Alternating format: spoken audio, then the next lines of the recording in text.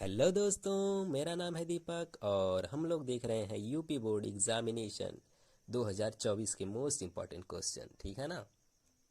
ये हम सब क्या कर रहे थे, देख रहे थे यूपी बोर्ड एग्जामिनेशन 2024 के क्या मोस्ट इम्पॉर्टेंट क्वेश्चन के बारे में हम लोग देख रहे थे। ठीक है ना।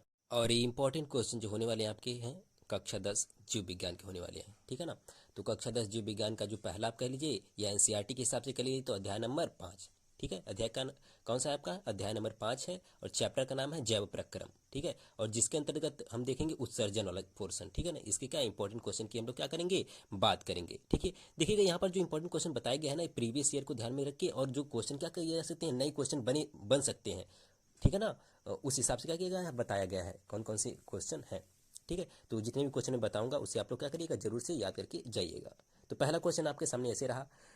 तो देखिएगा क्वेश्चन कुछ इस तरीके से आपके सामने लिखा गया है, यानी कि वृक्काणु यानी जिसे हम बोलते हैं क्या, नेफ्रॉन की संरचना तथा क्रियाविधि का वर्णन कीजिए। ठीक है ना। तो आपसे क्या पूछा गया है, नेफ्रॉन की संरचना के बारे में बताइए और उसकी क्रियाविधि या इसकी क्रियाविधि कैसे होती है। ठीक है ना। उसके बारे में क्या करना होगा, आपको बताना होगा।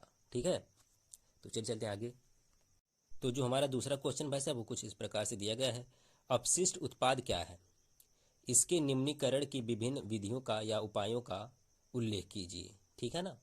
क्वेश्चन क्या कर रहा है, अपशिष्ट उत्पाद क्या है, इसके निम्नीकरण के विविध उपायों का उल्लेख कीजिए। ठीक है ना। तो इसका क्या करना होगा, आपको आंसर देना होगा। ठीक है। तो ये भी क्या है, बहुत ही इंपॉर्टेंट क्वेश्चन है। चलिए चलते हैं अगला, देखते हैं कौन सा क्वेश्चन है आपका। अगला क्वेश्चन आपका है, रुधिर अपोहन से आप क्या समझते हैं। ठीक है। क्या है, रुधिर अपोहन से आप क्या समझते हैं, इसकी क्रियाविधि का वर्णन कीजिए। ठीक है।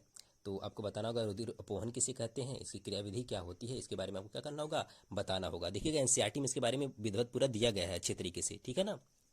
उसे आप क्या कर सकते हैं, आराम से देख सकते हैं और आंसर वहां से लिख सकते हैं। चलते हैं हम लोग अपन नेक्स्ट और आखिरी क्वेश्चन की तरफ। अंगदान से आप क्या समझते हैं। ठीक है ना। अंगदान से आप क्या समझते हैं, अंगदान की प्रक्रिया को समझाइए। ठीक है। अंगदान की प्रक्रिया को समझाइए। देखिएगा ये क्वेश्चन अभी तक पूछा नहीं गया है लेकिन पूछ सकता है, क्योंकि एनसीईआरटी में आपके इसके बारे में दिया गया है। नई वाली एनसीईआरटी जिसके पास होगी वह दे सकता है, इसके बारे में कॉलम बना के क्या गया है, लिखा गया है। ठीक है ना। तो वहाँ से आप इसका आंसर क्या कर सकते हैं, लिख सकते हैं आराम से। ठीक है। तो देखिए जितने भी क्वेश्चन है इस चैप्टर में बस इतने ही इंपॉर्टेंट क्वेश्चन, क्योंकि इससे थोड़ा कम ही क्वेश्चन पूछा जाता है। देखिएगा जो ऊपर वाले दो हैं अभी तक पूछे गए हैं और तीसरा वाले से भी एक आध बार क्वेश्चन आ गया है। ठीक है ना। तो इस चैप्टर में बस इतने ही क्वेश्चन है लेकिन बहुत ही इंपॉर्टेंट है, इसको भी क्या करिएगा, आप लोग पढ़ के जाइएगा, जरूर जरूर से पढ़ के जाइएगा। ठीक है ना। तो आज के लिए बस इतना ही, मिलेंगे नेक्स्ट वीडियो लेक्चर में नेक्स्ट वीडियो के साथ।